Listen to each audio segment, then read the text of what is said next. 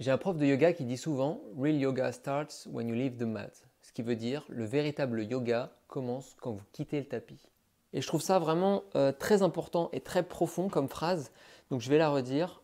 Le véritable yoga commence quand vous quittez le tapis. Et ce n'est pas uniquement valable pour le yoga.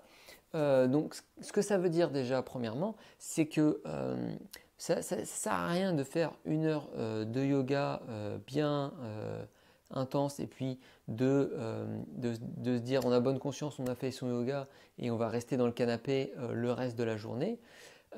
L'importance du yoga, c'est vraiment d'avoir voilà, une bonne posture, une bonne spiritualité éventuellement. Donc si vous faites votre yoga mais que vous allez finir la journée dans le canapé pendant plusieurs heures, vous allez avoir un bilan négatif sur la journée.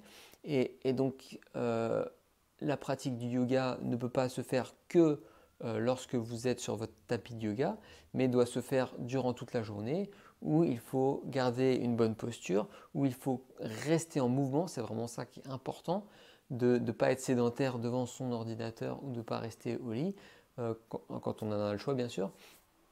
Donc voilà, cette philosophie peut bien sûr s'appliquer à d'autres choses. Si vous faites des exercices de respiration par exemple, ça ne sert à rien de faire des exercices de respiration pendant une demi-heure si vous ne prêtez pas attention à votre respiration, par exemple, je sais, au moins toutes les heures ou assez régulièrement pour vérifier que vous respirez correctement.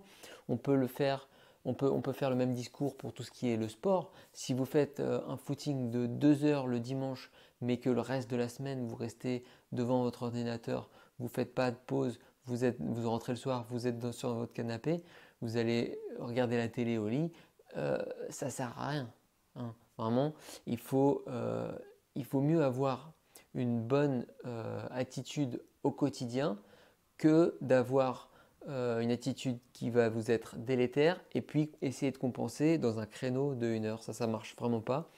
On pourrait encore appliquer ce principe à par exemple quelqu'un qui va essayer de faire du jeûne intermittent et qui le soir, quand il veut rompre son jeûne, va prendre une bière avec une entrecôte frite. Euh, il a peut-être intérêt à manger les 3 repas, mais manger des fruits et légumes. Donc voilà, les, les séances ponctuelles, que ce soit du yoga ou autre, sont très importantes, mais il est encore plus important de garder vraiment une bonne philosophie sur l'ensemble de, de la journée, l'ensemble de la semaine, l'ensemble de votre vie. Voilà, on se quitte là-dessus. En complément, je vous invite à télécharger mon PDF, c'est gratuit et c'est dans la description. Ça s'appelle les 24 erreurs qui vous empêchent de guérir. Ciao!